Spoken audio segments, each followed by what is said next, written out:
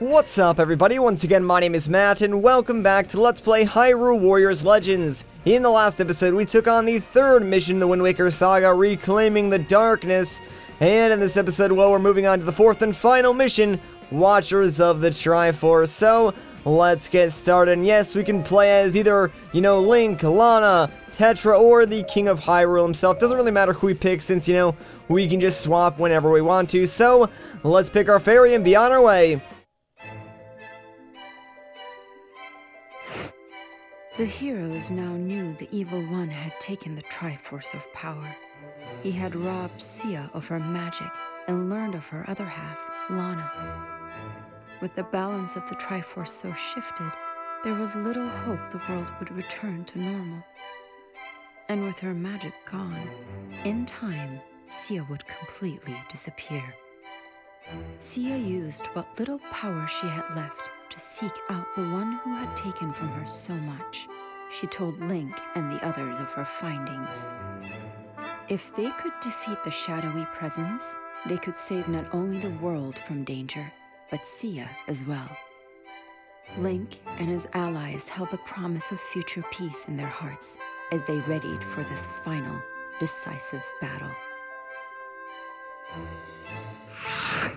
Okay, so here we are, guys, in the Earth and the Wind Temple, which is pretty weird, but yeah, you can see, both temples have been mashed up together, and, you can see, elements that each temple has shared, which is pretty cool. So, as you're going through here, you'll probably notice, some parts about the Earth Temple, or some parts about the Wind Temple, and there actually are some puzzle elements into this mission as well, which is really, really interesting, but, it is going to be a long one. I'm going to try and, run through this mission as fast as I possibly can, because this is one of those missions that, if you know exactly what you need to do, you can sort of, do it a little bit faster than maybe the game intends you to.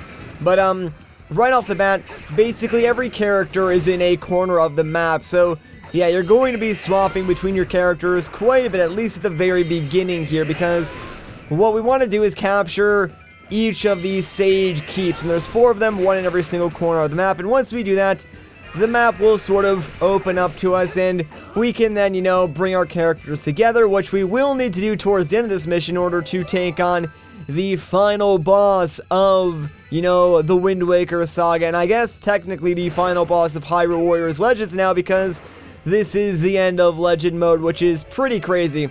Anyways, though, here's one of the puzzles that I was talking about before. So yeah, we can use our hammer to bash in that wooden spike, and then we can use the hook shot to reach this upper area, which will lead us into the sage keep that's closest to where King Daphnius sort of spawns in. So you're going to be solving puzzles like that pretty much all over this temple, and that way you can sort of connect everybody together.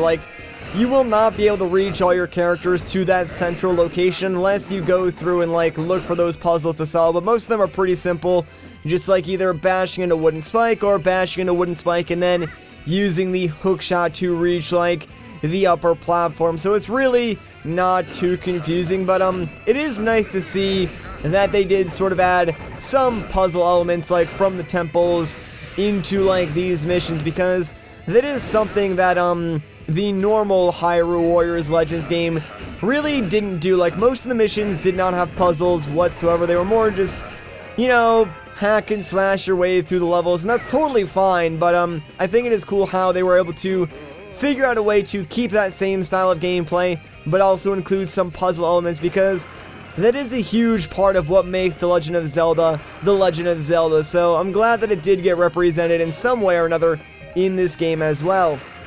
So as Tetra, let's go and bash in this particular spike, and that should, let in some light, which will sort of melt these statues. Nice little throwback there to the Earth Temple. So it's cool how the puzzles are sort of stylized to where you are inside the temple as well. Obviously the Earth Temple uses the light and the mirrors, and the Wind Temple sort of uses the trees that you can grow, although there is no Makar in this game, and I don't think there will be. They did actually recently confirm that both Marin from Link's Awakening and Medley from Wind Waker will be playable characters, which is really weird. Medley I can kind of see because, she can fly, but Marin, not really sure what they're gonna do with Marin's character whatsoever. I mean, it could be interesting. Maybe she'll use, like, singing as one of her major attacks. I really don't know.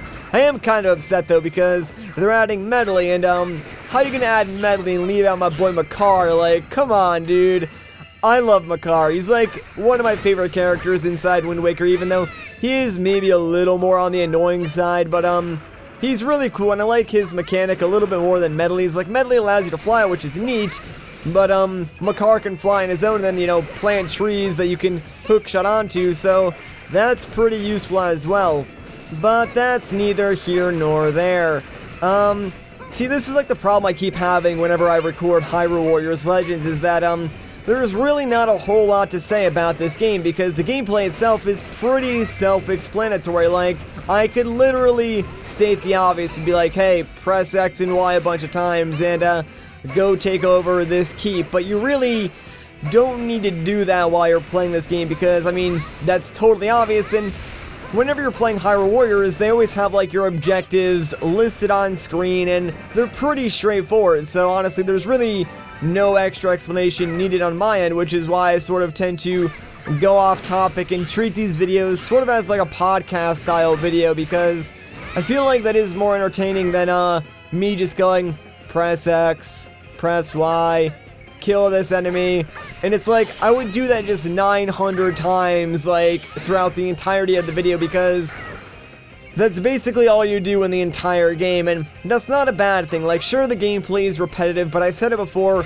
it's repetitive, but it's fun, so it doesn't really matter in my opinion. Like, I don't care that, yeah, sure, like, for however long it's taken me to go through all these missions, all I've really been doing is the same thing every single time. Like, that to me doesn't matter. The thing that keeps me going is that, one, it's fun and it feels good, and two, I want to get to, like, the end of the story and showcase it here on this YouTube channel. That way you guys get to experience it as well. So, like, those are the main driving forces, at least for me, to get through this game. But I can totally understand if, like, people get bored of this game or put it down and then just don't pick it back up, because yeah, it is sort of repetitive, and yeah, you do sort of do the same thing just over and over and over again. There's really not a whole lot of variety, unless, like, you go back and play through the missions in free mode as a ton of different characters, or maybe you take on, like, the adventure mode missions, and I guess, like, adventure mode is this game's answer to variety, although adventure mode could technically be considered doing the same thing over and over again too, except, usually adventure mode is like smaller, shorter, bite-sized missions with, you know, one overall objective, whereas these longer missions have, like, multiple objectives and, you know, sub-objectives for you. So, like, adventure mode does sort of spice things up just a little bit, but, if I'm being totally honest with you guys, adventure mode is the last thing that I was thinking of when I first LP'd this game, because, like, I remember back when I started Hyrule Warriors on the Wii U version, I remember saying, like, a bunch, like, I wanted to show off a ton of adventure mode content and stuff like that, and then sort of, towards, like, the end of the LP, I was like, you know, I'm really kind of getting burned out on this game, and I really don't think I could add a whole lot to adventure mode, so maybe let's not do that. And, they kept just, like, adding to it as well through all the DLCs and updates that they released for that game.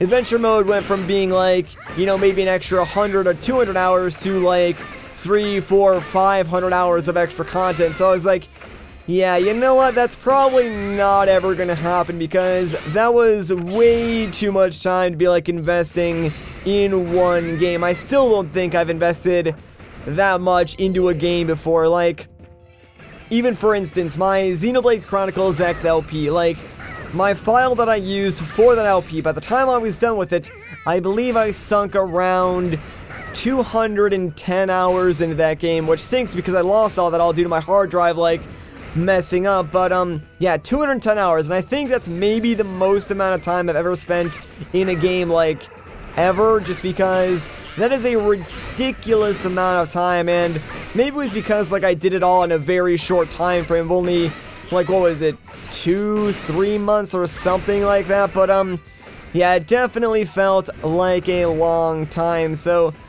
I don't know, I'm not really into, like, those long-form games, and the thing And the reason why I kept doing Xenoblade is because, one, I wanted to play the game for myself. Like, that was the one game that was releasing on the Wii U that I was looking for, like, since its original announcement, and I just wanted to play through it for myself. So I figured, if I'm going to spend this much time playing it, I might as well, you know, record it and upload it as well.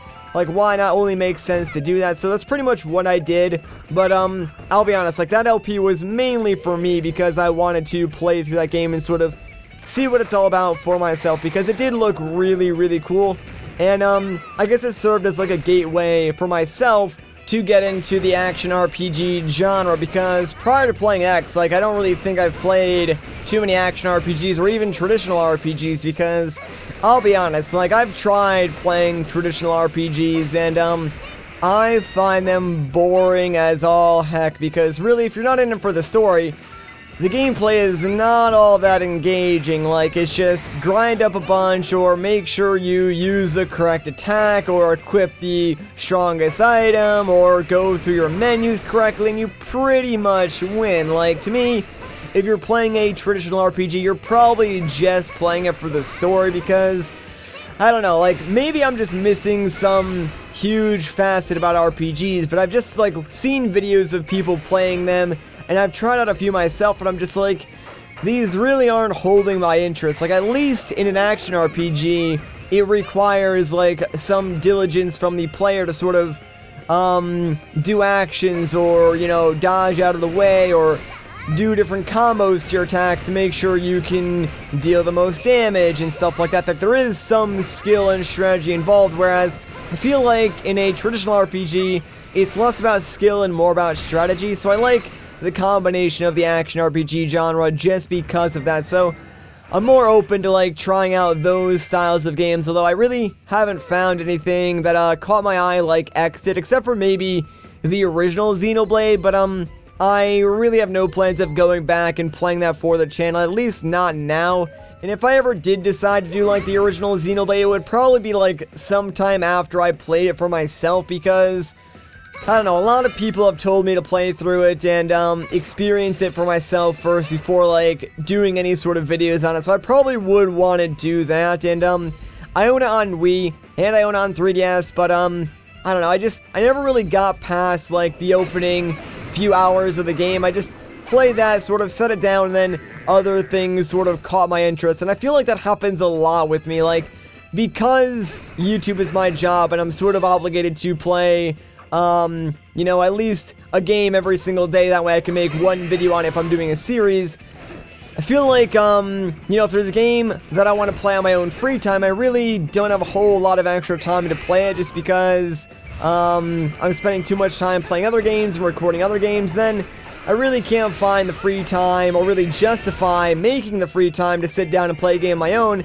Because if I'm playing a game, I should really be recording it. Like, that's sort of how I see things nowadays. So unless, like, there's a special occasion, or, you know, there's a really good reason for me to spend some time playing a game and experiencing it for myself, I'm usually recording a game anytime I'm playing it. Like, there are a few sort of exceptions to that rule, like multiplayer games. For instance, Rocket League is a game I've been playing a lot recently. I know I was, like, super late to that bandwagon, but yeah, I bought it when it was on sale from a random website like a couple of weeks ago, and I was hooked ever since I played it. Like, it took a little while to get used to, but it is so much fun. So I've been playing that a ton recently. Anyways, check it out, guys. That's right. The final boss of the Wind Waker Saga is none other than Phantom Ganon himself. Like, really, who else was it going to be? It couldn't be normal Wind Waker Ganon, because that would be kind of weird. So of course it basically had to be Phantom Ganon, because the Helmrock King, we already sort of dealt with him. Couldn't be him, and there's really no other, like, huge overarching main villain of Wind Waker besides Phantom Ganon. So of course it just had to be him. Anyways, so basically now what you want to do is try and get all your characters directly into the center of the map. Actually, real quick, we do need to go back and get the Sage Keep that just fell. So let me do that real quick, then we'll go and try and get all our characters in one singular location. You do want to make sure you keep all these Sages keys, because if you don't, sort of the enemies will keep spawning, and there will be lightning that will like rain down from the sky, and that will attack your allied base, which obviously you do not want happening, since if you lose that base, well, you pretty much lose the mission. So let's just find the key boss very quickly, and we'll get him out of here, and then we can go and fight the big guy himself, because yeah, taking out Phantom Ganon is the last thing that we need to do in order to finish out this mission. I mean, no duh, right? Because it only makes sense that the boss or evil force that's been terrorizing us for the entire Wind Waker Saga is of course going to be the final boss of the last mission. Like, who else would it be? I don't know. I guess I'm just being like super sassy and sarcastic, which is probably because I'm recording at night, which is something I don't normally do anymore. Like, normally I do record in the afternoon. It's been a while since I've actually recorded at night. Like, that was something I used to do way, way back in the day. Like, I'm talking years ago at this point. But, I did switch to recording in the afternoons, like, once YouTube became my full-time job, because, sort of like prior to YouTube becoming my full-time job, you know, I was either in high school or I was working my part-time job. A lot of people seem to think, like, you know, I just graduated high school and was instantly doing YouTube full-time, but I actually did work as a landscaper for like 3.5 years before doing YouTube full-time. But yeah, I was like working, going to school, and that pretty much ate up like all of my time during the day, so that's why I would record at night. But I'm really glad YouTube is my full-time job now, because I do enjoy recording during the days, and I do not miss landscaping whatsoever. Like, that was definitely not my thing. Like, it was the only job that I could get, and I did enjoy like working with my boss. He was a really cool guy, but yeah, I'm sort of not the type of guy that enjoys like being out in 100+ degree weather during the middle of the summer, doing very strenuous activity, or doing like remodel work on houses with no air conditioning, so you're like cramped inside with a bunch of power tools and lights on, and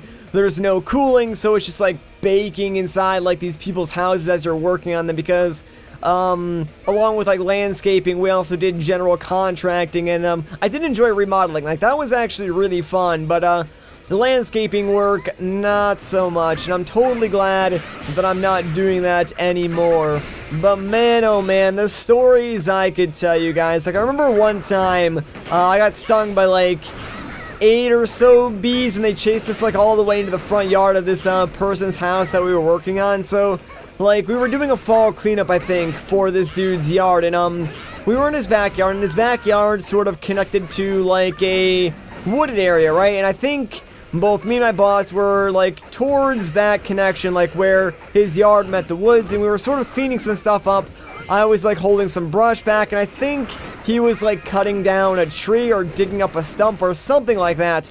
But what ended up happening was he ended up stepping on a beehive that was underground. Now, because it was raining, I was actually wearing this like almost plastic like suit over my normal clothes, because I was previously on the roof like clearing out the gutters and stuff like that. So that's what I was doing, but I came down to like help out with that stump removal or whatever we were doing, and I remember like all of a sudden I just like see him jump up, started screaming and run away, and I'm like standing there in like the middle not knowing what's going on, and I look around and I just like see all these things flying around me, and it finally dawns on me like, holy crap, these are bees, what am I doing? And then I finally get stung like the first time, so I book it out of there.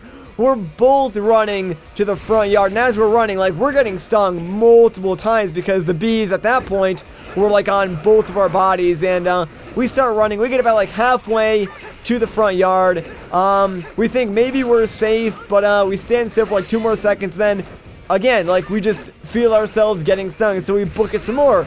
Book it all the way to the front yard. We went to like the street in front of the dude's house before we finally got away from these bees. Like, they were vicious, man, and like, I'd gotten stung before, so I mean, I knew what was happening, but I think maybe the last time that I got stung prior to that event was like when I was 9, because obviously after you get stung once, you really don't make it a habit of messing with bees, because obviously it hurts. Like, it hurts a lot, man. So, yeah, we sort of just, like, looked at each other after we got stung. Like, we just sat there for a good maybe 5 or 10 minutes, just like, did that really just happen? And then we were like, all right, you know what? Let's pack it up and go home for the day. Like, it was rainy, the weather stunk, like, the work was really hard, tedious work. And on top of that, we just got stung by a bunch of bees, and they were still, like, swarming around the area where we need to work. So we were like, we can't really do anything. Let's just go home anyways. There's no point to really any of this. So, yeah, that was the time I got stung by, like, 8 or 9 bees. That was a fun time. I remember, like, not being able to sit down correctly for, like, 3 days because I did get stung, like, right on my butt.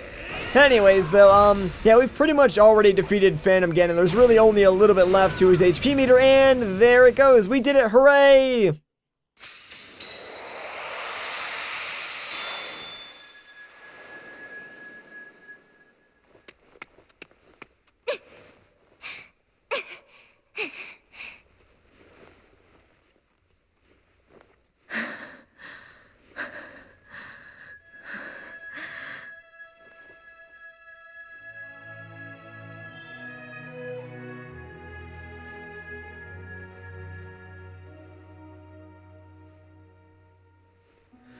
The land is at peace. Light has shone brightly upon us all.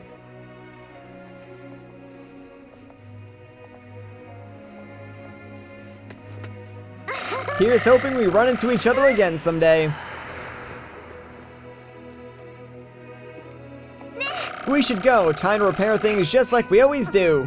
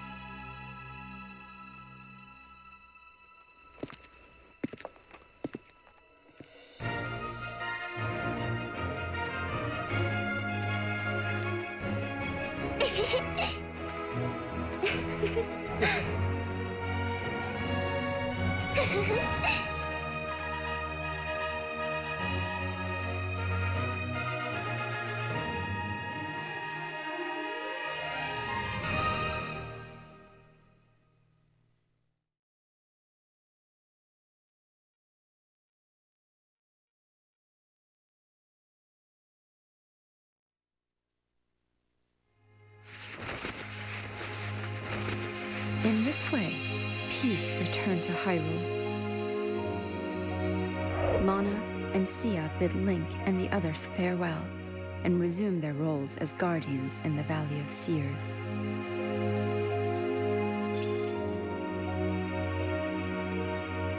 Power, wisdom, courage. Together, Lana and Sia would protect the balance of the Triforce in peace and harmony.